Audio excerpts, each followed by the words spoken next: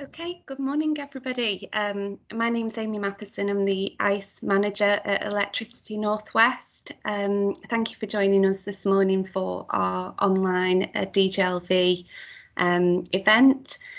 The session's been designed as a morning slot and an afternoon slot, allowing for a 45-minute break for lunch. We have several business experts on the call today who will be available at several points to take any questions. Just some sort of housekeeping rules before I pass you over to our Energy Solutions Director, Mark Williamson. If you can remain on mute throughout until we pause for questions, I really appreciate it. Also, if you can turn your camera off in between, that would also be, assist with the bandwidth. And the internal speakers who will be delivering each of the sections will do the same. So they will be on camera at the point where they're talking, and then we will go off in between.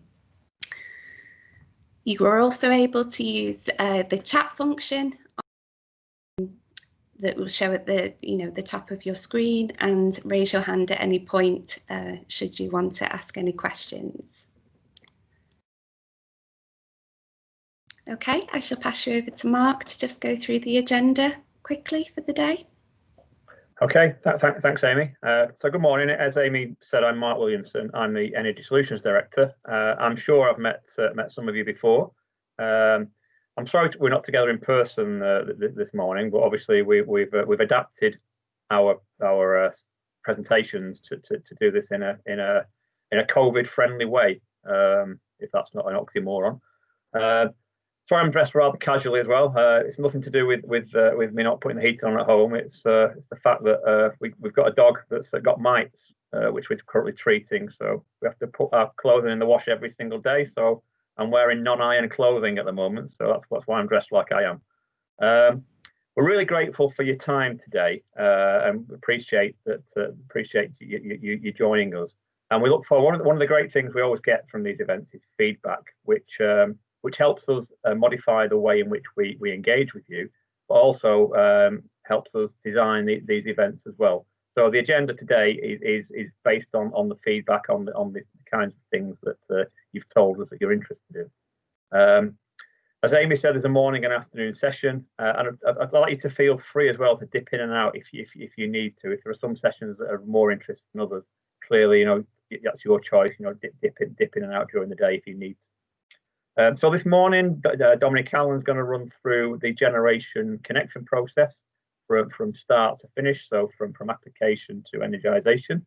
Dominic will then be followed by Peter Toomey, who will go over two topics, our design policy, and then also engineering recommendation G5, which looks at distortion on the network from disturbing loads, and also the harmonic contribution or harmonic disturbances of those loads. And then the final session, lunch, will be Amy's going to run you through our ICE plans. Then after lunch, Keith Evans will give you an update on our transition to becoming a distribution system operator. That subtle change that Keith will try and explain between our current role as a distribution network operator, and then as we get more and more distributed generation and the system becomes much more dynamic, the move to a distribution system operator managing all of the different connectors to the network. Brian's not with us this morning. Brian Hoy, who many of you will know. Brian's on an Ofgem call this morning, but he's joining this afternoon to give an update on Ofgem's proposals for connections and all of the consultation they've been doing. And then finally, Lynn Tracy will finish the afternoon giving us an update on the road to net zero and the work we're doing, particularly with some of the local authorities. As well as the presenters, there are other members of the Energy Solutions team around today as well. So I hope you enjoy the session. And as I always say on these sessions, one of the most important things we always get from these sessions is your feedback. So as Amy said, please use the chat function, drop us emails, ask questions during the after each session as well. Well, unfortunately, I'm not with you all day today, but I hope you all enjoy it, and I'll hand you back to Amy, and I think she's going to probably introduce Dominic. Thanks, Amy. Thank you. So, as Mark just mentioned, we've got several business experts presenters on the call today, and some other planners from ENW available for any questions that you may have. So I'll just do a quick sort of round table of who we have internally that's joining us today. Mark, who's obviously just introduced the session, he may be available for the first couple of sessions, but we can take away any questions if you have something in particular for Mark. Martin Edmondson, who is head of our team, is available. Dominic Allen, who is going to kick off the session with a walkthrough end-to-end process, connections process. Matt Savka, Business Connections Delivery Manager. Keith Evans, who is our DSO Transition and Smart Grid Engineering Manager. Peter Toomey, who you may have had some dealings with in the past, who's our Policy Manager. He's also available. And finally, Lynn Tracy, who is our Decarbonisation Officer and is going to do a session this afternoon on our road to net zero. And then finally, the ICE team, which consists of myself, Hannah Sharrett and Brian Hoy, who is Hannah Connection Stakeholder and Engagement Regulation Manager, and Brian Hoy, who is Head of Market Regulation. So Hannah and Brian will be available this afternoon to run through where we're up to in terms of ED2. So as Mark suggested, your feedback is key. It drives, our sort of performance and where we're looking to go coming into the next year in terms of ICE. And we want to hear your thoughts on what you think of the session today. And the format and, this morning and afternoon. So feel free to leave any feedback in the chat function, but also we'd like to hear your thoughts if you want to send us some feedback on an email to the ICE mailbox.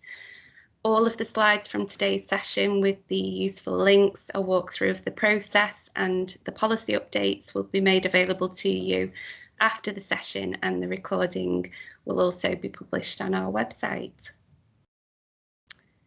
So now I'm going to pass you over to Dom, who's going to give you end-to-end generation connection process overview. Thank you. Yep.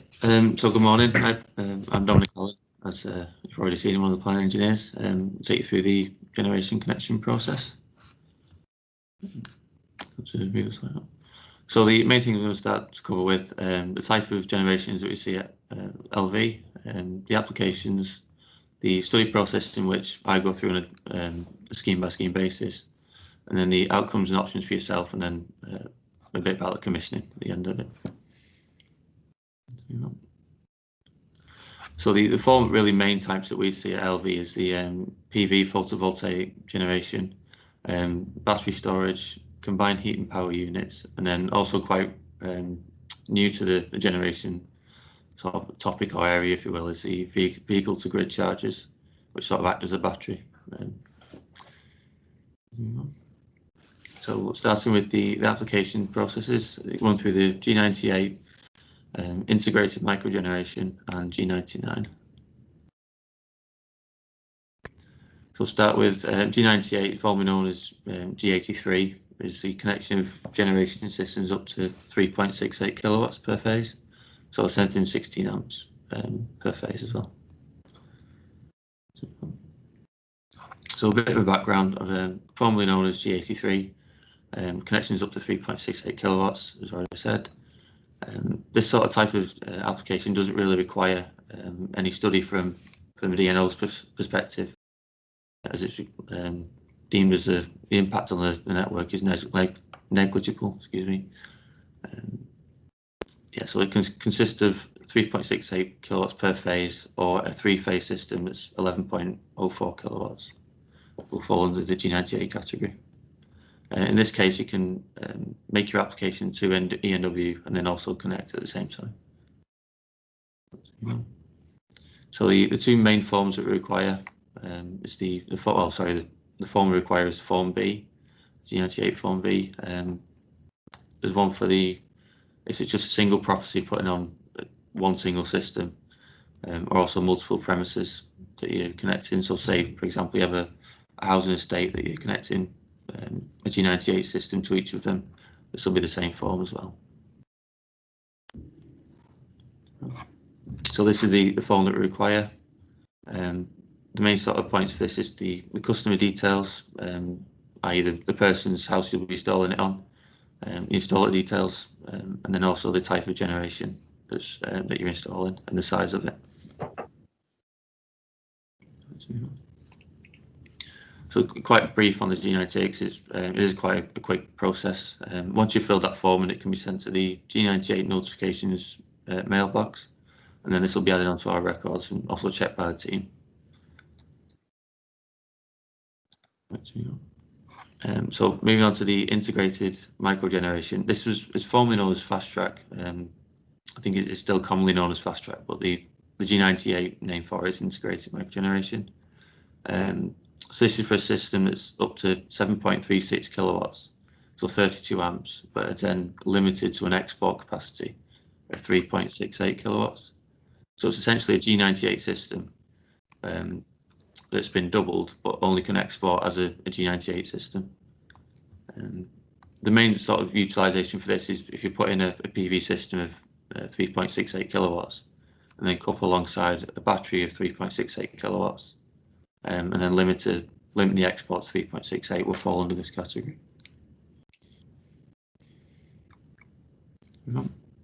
So for this type of application, the form you need to fill in is the form A1-2, and then that'll come to me as a designer. I'll look through the application to make sure everything's compliant, and then send you a confirmation letter out to you, sign that, and then that will be returned to us. And then we require the notification form A3-2 to say once you've put it on that it is generating.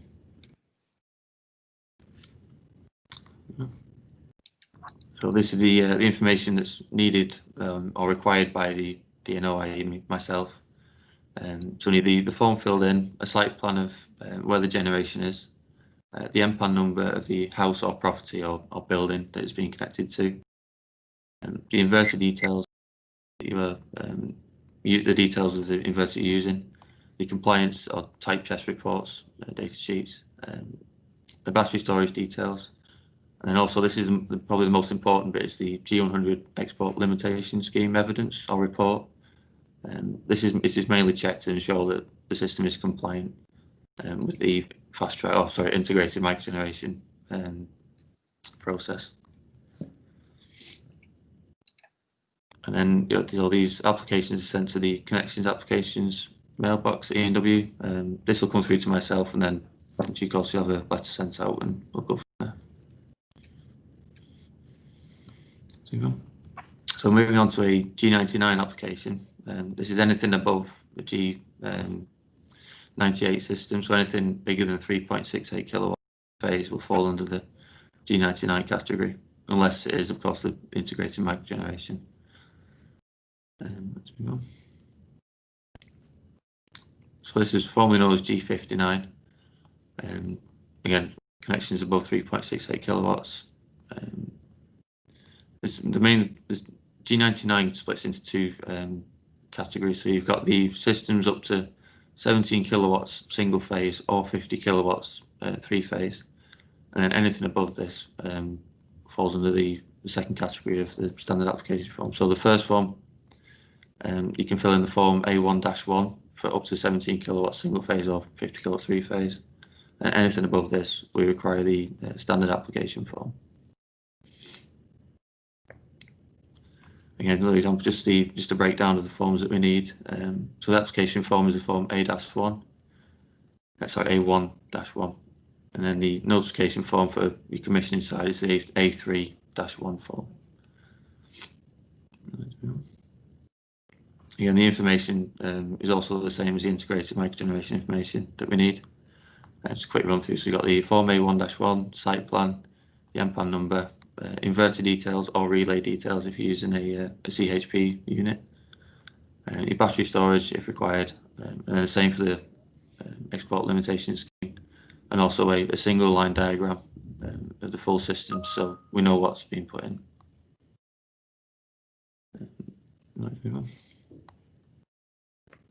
Again, it's another just a breakdown of the standard application form that we need. So anything above the A1-1 form, i.e. the 17 kilowatts or 50 kilowatts, anything above this we require the standard application form.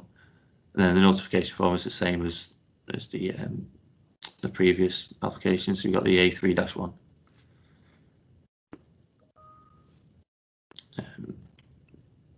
Yeah, so this is the again, this is another run through of the information for the standard application form that we require. So the information is the same as the other G99 application, the A form 1-1.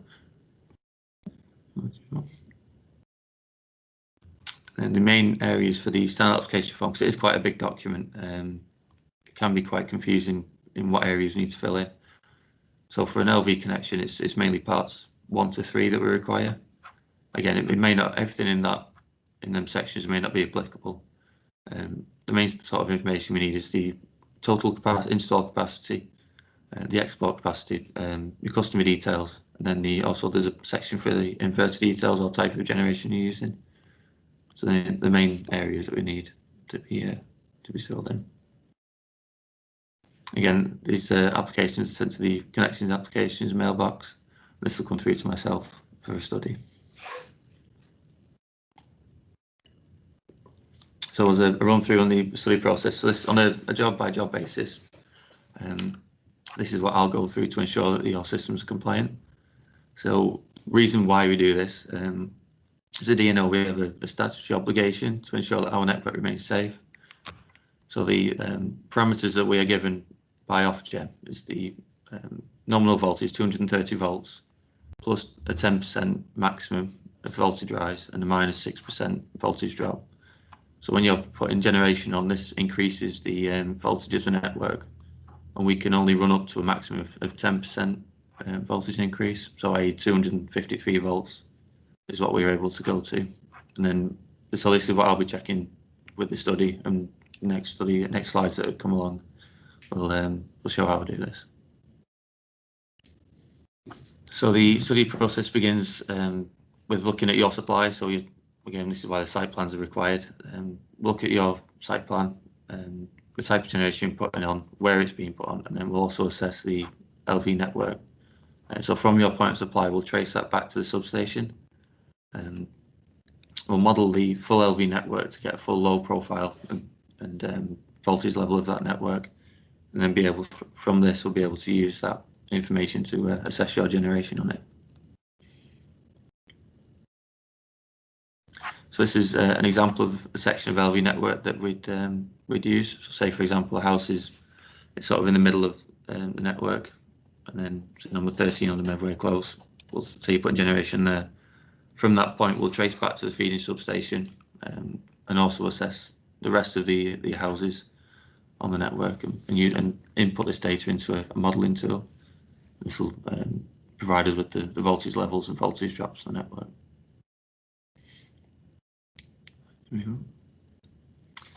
So this is the modelling tool. So an example, say you're putting a 30 kilowatt generation system, the network will be inputted into the sections of the tool, and then a split will be made for where your supply is, and this will give us an accurate representation of the network at that point. So with that split there, we can accurately model your generation that you're adding to the network on your supply.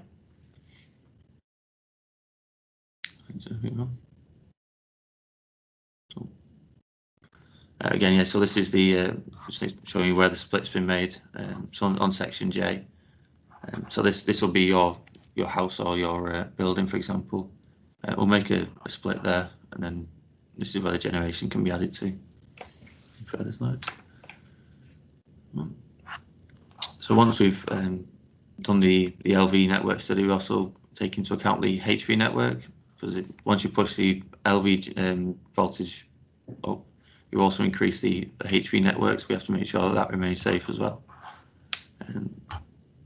So moving on from this, we have the HV network tools that we've got. So this would be an example of the HV network. We'll look at the feeding primary substation.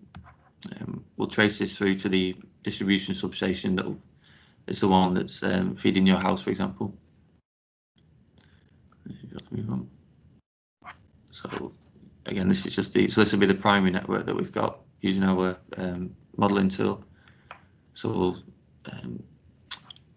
use this piece of network. We'll search through it. So if you want to move on a slide, for example. Yeah, so we've got the primary substation there, and once we trace the HV through, we'll single it down to the single feeder from the primary substation, and then along this piece of network we'll get a voltage drop at each substation. So we can use this data then to assess the load on the distribution substation, which will be the one that's feeding your house, and we can look at the voltage levels at that point.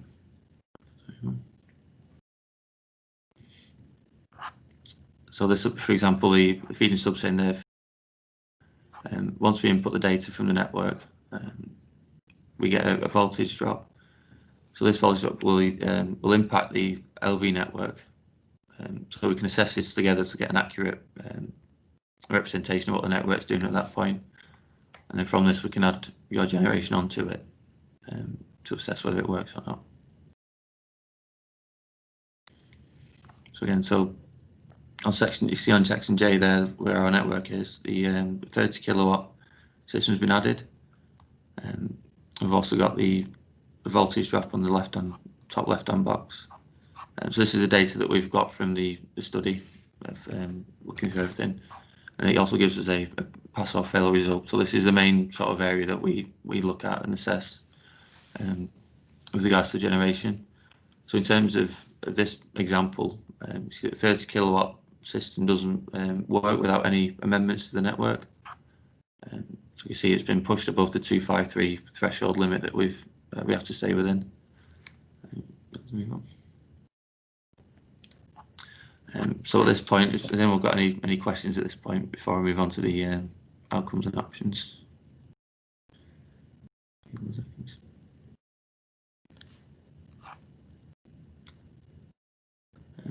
So the silence is a no, I guess. So at this point, with the so we've got the outcomes and options. So once we've assessed all the study, we'll be in contact to say whether the system works or not. If everything is fine, if the network seems to be running okay, and there's no alteration needed with the generation, you'll have a quotation sent out to you that says everything's fine, you're okay to connect. When the network doesn't work, like we've just seen, we have an example of, you've got to have a tap change that we can do. So a tap change works reducing the network voltage. We also have export limitation we can look into, and then the worst case would be a service upgrade. So running through these, I'd like to move on. So like I said, okay to connect. The quotation will reflect this. We'll get a quotation that says everything's fine. As soon as you accept your quote, you have 10 days to send in the commissioning documents and show back to us for the paperwork. And then, yes, it's just the commissioning paperwork that we need at this point. So a tap change, this kind of briefly overview of what tap change is. So on the distribution transformers in the substation, they run on a nominal tap of tap 3. So this, in a perfect world, this will output a voltage of 230 volts. But because due to putting a generation on, this will increase the voltage. So a way of reducing that output voltage through the tap change with the transformer, we can reduce the windings. So reducing the tap to tap 2 will reduce the windings in the transformer, and then this will also reduce the output voltage. So it allows us more room to add the generation on. In terms of charging for the tap change works, it's based on whether, if our network is running at a nominal voltage and in your generation works fine at that nominal voltage, there is no cost for the tap change. In terms of whether, if that nominal voltage is set in and your generation causes the tap change, then there will be a cost to this. But as I said, we can discuss works to find out ways around it and whether we can reduce the cost or not.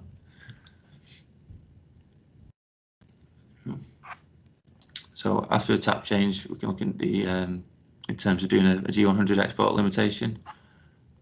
So this is two ways this works, is whether the total amount of generation you're installing with a tap change. This can be if after a tap change it doesn't work, the voltage is still too high, we can use the export limitation to bring it back in the limits. So we'll limit how much export we can see back on the grid. In terms of the chargeable as well, we can also look at whether using an export limitation scheme can then reduce the level of export back on the network to the point where it's not chargeable for a tap change. So this is a way of avoiding that cost, which is quite often an option that most installers use or most customers use. So in terms of, oh sorry, if you want to probably go back one. So with the export limitation, the maximum we can run to is a 255.3 voltage limit. So it's the 10% plus an extra 1% is the maximum we can run to in terms of total install capacity on the system. So if you're putting a 30 kilowatt system in and it runs to 255.7 volts, we have to reduce the actual total amount of installation you'll be able to do, i.e. capacity, sorry. So if it falls within that 255.3 threshold, so it might be a case of putting 28 kilowatts in rather than 30 to ensure that you're compliant with G100.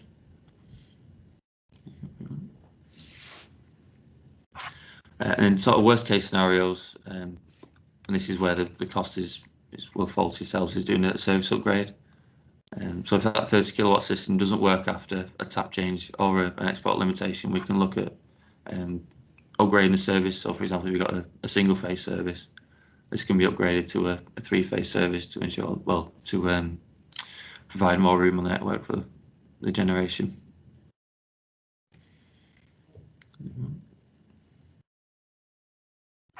So then in terms of commissioning, so after you've had a quote, I'm sorry, first any questions at that point?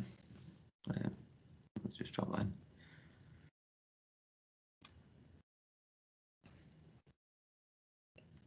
Okay, I'll take that answer now. So the commissioning section, so this will be on everything on your behalf now. So you've had a quote, the system's been installed. If the quote letter comes out and it says it needs a tap change, this will get added as soon as you accept. This will be added to a list of works for us to do. So we'll then engage with our engineers to go out and perform the tap change works. In terms of a tap change, we won't allow you to install the turn on the system. You can install it, but won't be able to turn on the system until this tap change has worked. So it has happened. Due to ensuring the safety of the network and the voltage doesn't rise above that threshold.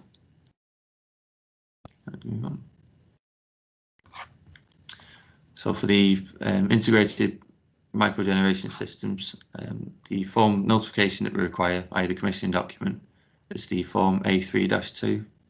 So once you've installed that system, if you return that form, that will be then checked by our engineers to ensure the compliance. And then similarly for the systems that are G99 above an integrated microgeneration system, it's the form A3-1. And then again for the standard application forms, it's the same form. So in terms, there's only really two commissioning forms that require, so either the A3-1 form or the A3-2. Let's move on. And then these can be sent to our, or sorry, should be sent to the G9899 compliance check mailbox. So as soon as you send your commissioning documents into this mailbox, it will be checked by our engineers, and then also be added onto our network records to say that at this location your generation has been applied. And also a couple of useful links that I thought might be helpful. So all the application forms and commissioning forms we found on the ENA resource library. So if you follow that link, and you can search for either G98, G99, and it'll come up with the like a folder full of the forms that you can use. And in terms of inverters as well, whether you want to check the type test, whether they're type tested or not, it's coming down on the type test register, and that's the most up-to-date link. So does anyone have any questions on anything with that?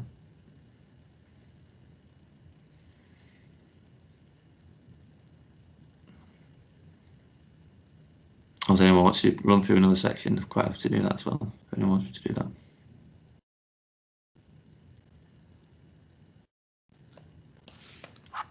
Yeah. So Howard, you got a question?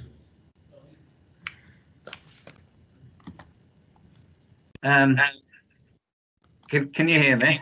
Yeah, loud and clear. Hi, Dominic. Yeah, I now work for an IDNO. I do send information into ENW when we're in the ENW area, and we do get LV generation requests to embedded network. How does this relate to what you talked about with the ENW process in terms of the sort of touch points? I mean, at the moment, when I get an application where we've got an LV connection, if we get a generator comes that requires, not a G98, but a G99, I just send the application in to ENW. Does that sort of relate? Because a lot of these processes that you come is obviously an ENW process, but I'm just trying to just make sure I'm doing the right things in terms of an embedded network. Yeah, so in terms of an IDNO network, it's if someone on your network will want to send their information into you, so you can then assess their generation on your side, being the IDNO, and as soon as you've assessed that, you can then send the application in exactly the same way, using the same application form to us, and then we'll assess the impact of that generation from your network back onto ours. Yeah. So I mean, that's basically what I do. In terms of anything that needs doing on the ENW side, I presume that's still a IDNO customer relationship with the DNO. Yeah. So if there's any tap change required, that'll fall to us as well. So if you have a section of LV network that you've got a generation on, if we identify it needs a tap change, we'll run with that and perform them works. Okay. So a bit like Prime Minister's question time, and I just tag something else onto that. In terms of just looking outside of this from the customer's point of view, and receiving payment for their generation, be it fit payment or whatever. Is there anything that the IDNO should be doing that the DNO does to pass information with regards to the connection of a generation? I think in terms of what we do as a DNO is sort of ensuring that everything's compliant with the regulations. So if, as the IDNO, you probably want to check that their system is G99 compliant. Yeah, no, I wasn't thinking about compliance with I was thinking about the fact that a generator has been connected, and how does that relate to a customer getting payments for it? Is there some sort of, is there any link that the DNO provides information, so that a generator will be known to be connected, from a supplier point of view? Yeah, in terms of, do you mean in terms of like fit tariffs and? Yeah, all that sort of stuff. From my understanding, I think they've ended the fit tariffs. The government, I think they've ended them. Again, I can double check on that and get back to you. Yeah. Okay. It might be easy if you. I'll have either. Well, I'll probably be able to send you an email out at some point if you can do that. I'll be able to find out an answer for you. Yeah. Okay. Yeah, that's fine for now. No problem. Thank you for that, Dom. As I said earlier this morning, Dominic will be available at the end of the morning session. If you do have any questions in particular that you want to take offline, we can certainly provide you with Dom's details so you can have a chat with him separately. So I will move on now, and next we have an overview of the G55 policy in relation to low voltage, and Peter Toomey is going to walk us through this. Peter, are you? Good morning, everybody. My name is Peter Toomey, and I'm the Planning Policy Manager at Electricity North West. And this morning I'm going to be talking about Engineering Recommendation G5, Revision 5. So just a quick trot through the agenda, just an introduction to G5, a reminder what it is for those that don't know. Look at the different stages within G5, stage 1, stage 2. Be about 10 minutes, fairly short overview really. Summary of changes, and then opportunity for questions at the end. So, Engineering Recommendation G5. This is all about the assessment process for connecting disturbing loads, looking at harmonic voltages. So the type of equipment we're thinking about is anything which has got DC to AC conversion, so connection of solar panels, batteries, all-involved devices which potentially can create disturbing loads, harmonic voltages. It's known as Annex 1 document to the distribution code, which means for licensed network operators, it's mandatory. It's a license requirement to comply with it. The revision 5 came in this June, replaced revision 4. There is a transition period, but really we should be moving to use G5 for new schemes going forward.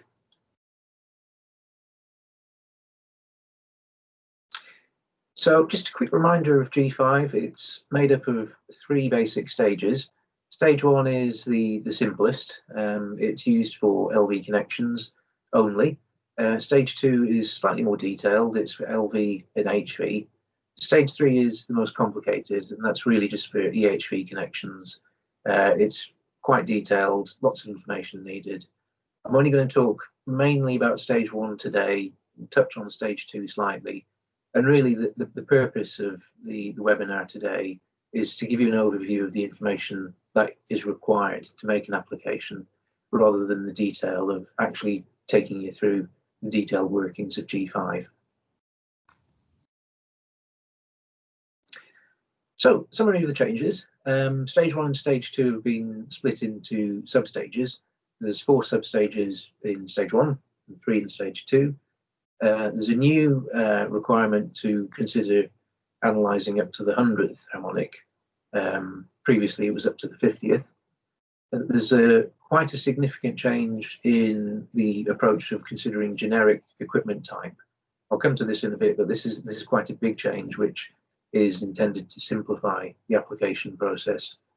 Otherwise it's the same concepts as in revision 4, so planning limits, compatibility limits, all that sort of thing remains. So stage 1 is made up of 4 substages, as I previously said, 1A through to 1D. 1A and 1B are based on compliance with an IEC standards. 1C and 1D use this new concept of considering the equipment type. Stage 1 is for LV only. It's for asynchronous equipment only. So looking at stage 1A and 1B in a bit more detail, 1A is based on the connecting device being compliant with that IEC standard, 61003-2, which will come with the equipment when it's bought from a manufacturer. It's for equipment up to 16 amps, and effectively it means it's an unconditional connection.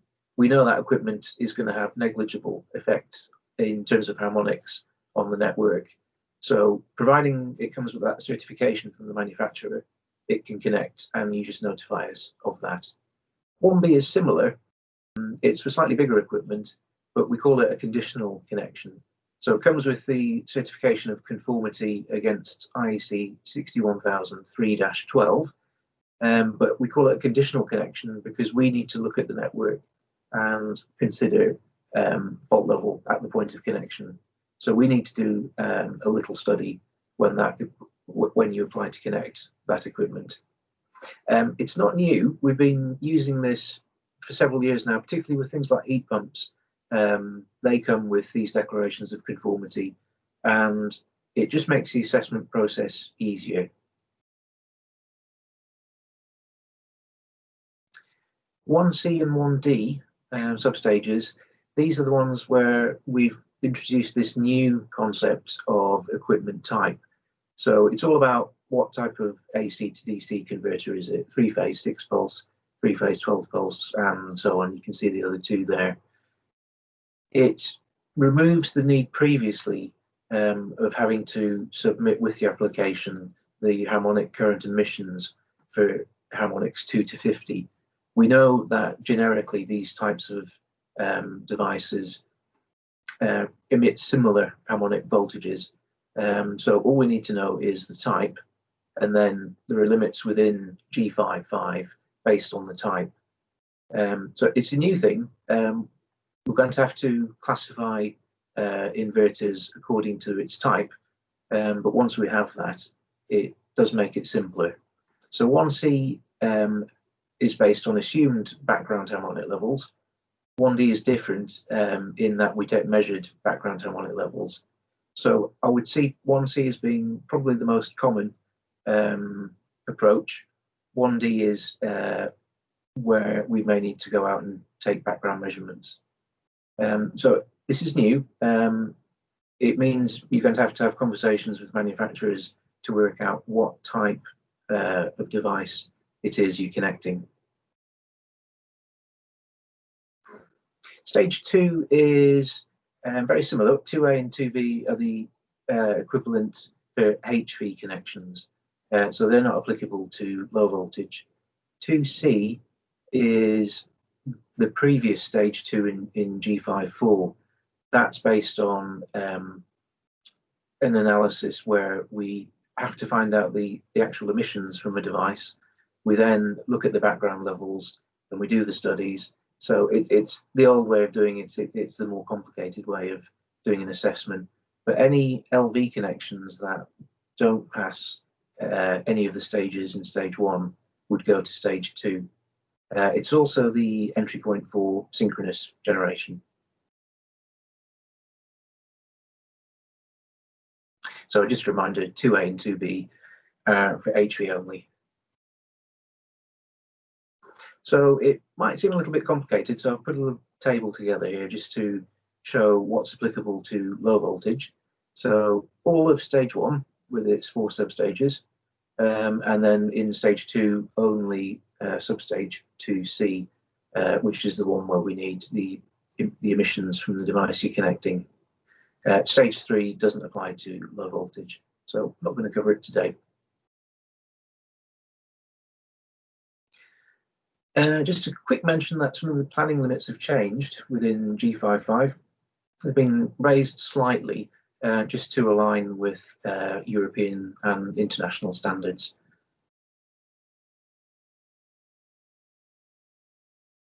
Please feel free, if you do think of any questions as we move along, to pop them into the chat function, and we can certainly come back to those at the end of the session. I think Howard's got a question there. I was going to say, Howard. Hi, Pete. Good morning. Hello, Howard.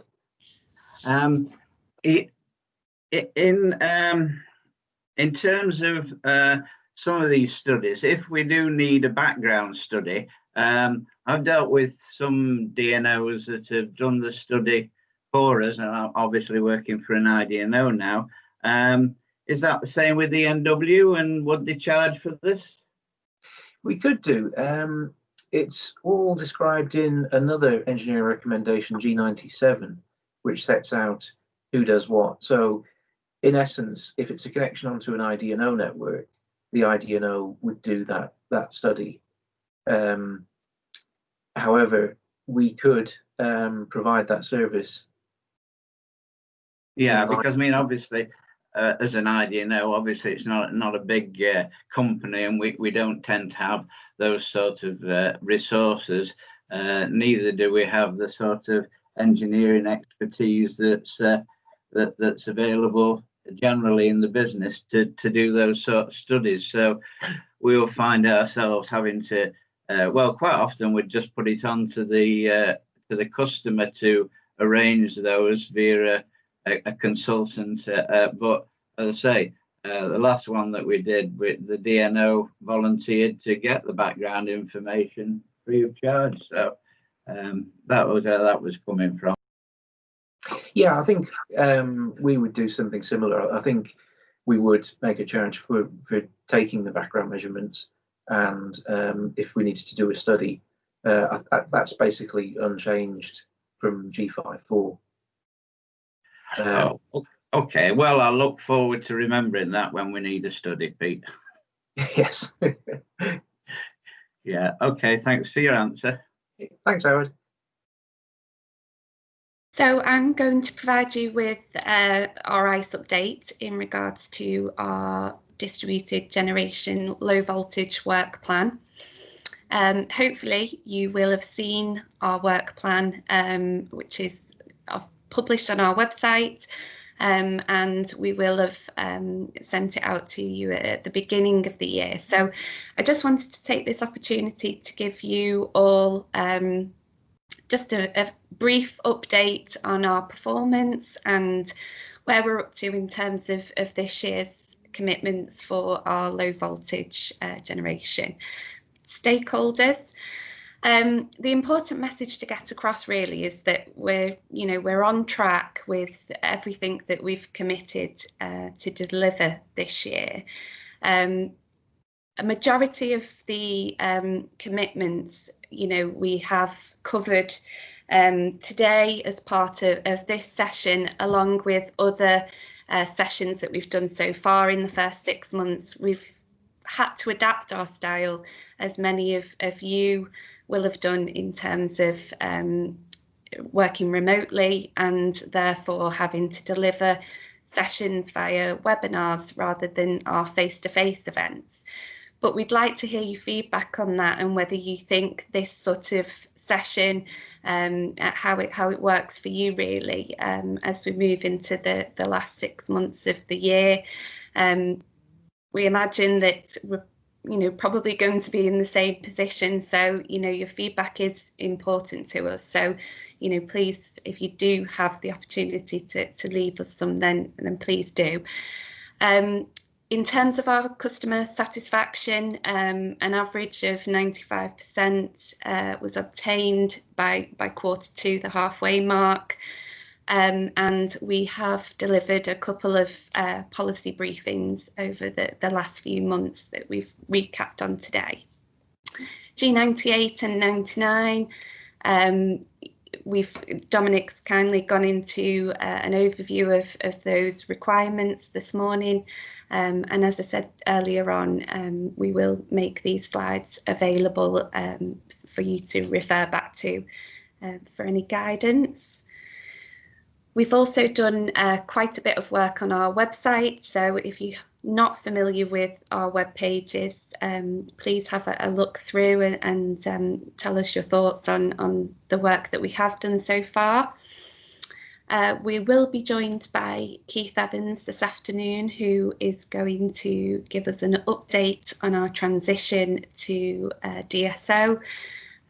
He has a presentation this afternoon that's really useful and informative, so if you are able to join us for that after lunch, as I say, Keith has got a lot of information to share with you. In terms of our regulatory standards and our KPIs, we're currently year to date working on an average of 18 working days in terms of our standards providing quotes. and our time to connect, we don't have any reportable data on this at the moment, because we haven't taken part in any site work from an ENW perspective. So we're going to keep an eye on that throughout the rest of the year, and certainly update you accordingly. So, as I said earlier on, we'd love to hear your feedback. We have sort of got to the end of the morning session quicker than we originally thought. So if you do have any questions for any of our business experts that are on the call today, the opportunity is here for you to have that conversation now.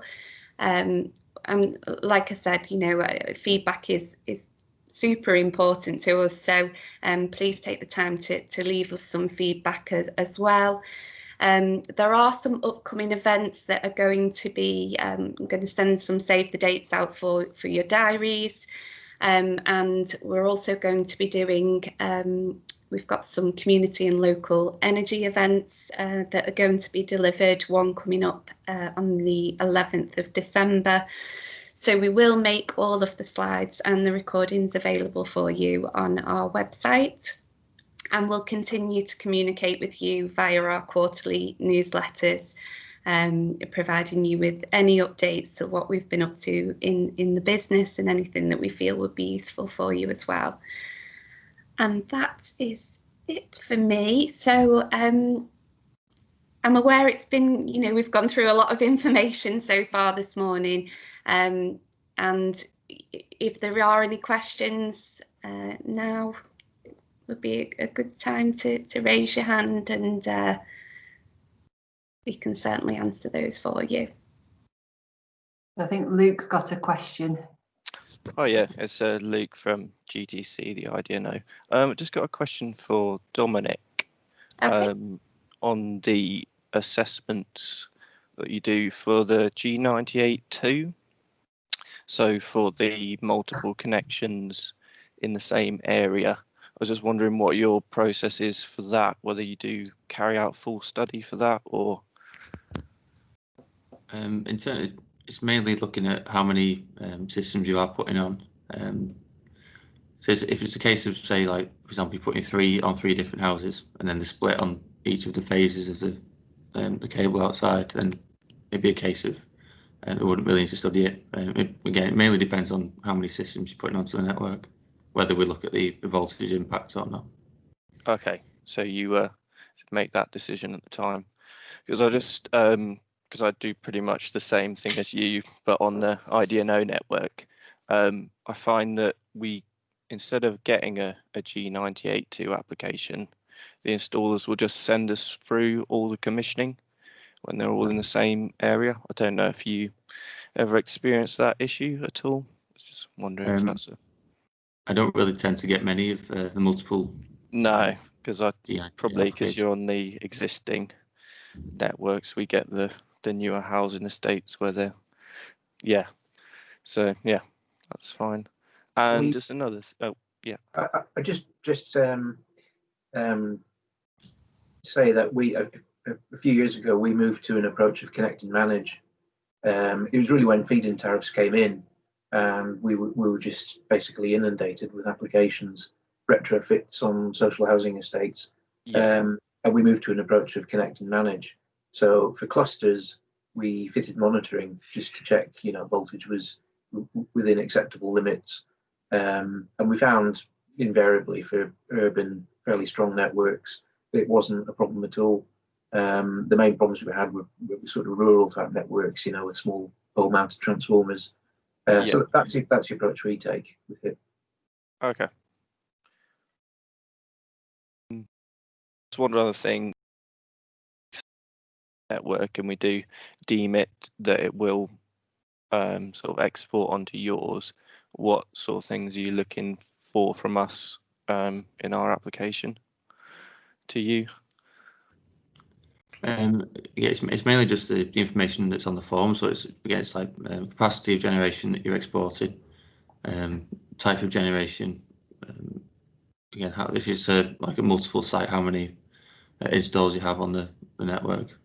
Yeah. So if we just forward through all of the stuff that we've received from the installers, and our sort of BCA agreements and stuff, that's all. Yeah, fine. It's mainly just all the required information that's on the slides. If you send that across, that'll be quite sufficient. Yeah. Okay. That's all from me. Thank you. Thank you, Luke. Do we have any more questions? Yeah, can I just ask Dominic, and I know it's not necessarily about LV networks, but where we've got HV customers, HV metered customers, but the generation is at LV, in terms of witnessing any protection testing of this LV, we've obviously got prices from ENW to do it, which we would pass on to the customer.